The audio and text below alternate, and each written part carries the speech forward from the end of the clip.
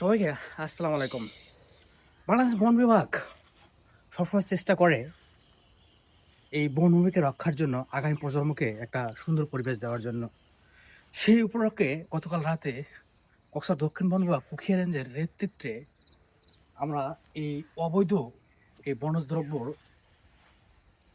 আমরা গাড়ি আহ, তল্লাশি করার সময় কোনো কাগজপত্র না থাকার কারণে আমরা এই গাড়িটা জব্দ করি এবং জব্দ করে আমাদের অফিস পর্যন্ত নিয়ে আসি।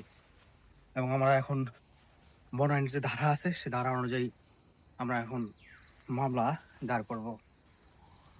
উখিয়ারঞ্জে গত একটানা 3 দিন অভিযান চালিয়ে একটা ডাম্প ট্রাক জব্দ করি। অলরেডি গর্জন গাছ জব্দ করা হয়।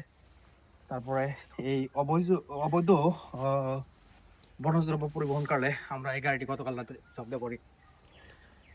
এখন আমার প্রশ্ন হলো যে আপনারা আসেন এই বনভূমিকে রক্ষার জন্য, আপনারা আমাদের সহযোগিতা করেন যাতে করে আগামী প্রজন্মকে একটা সুন্দর পৃথিবী আমরা দিতে পারি।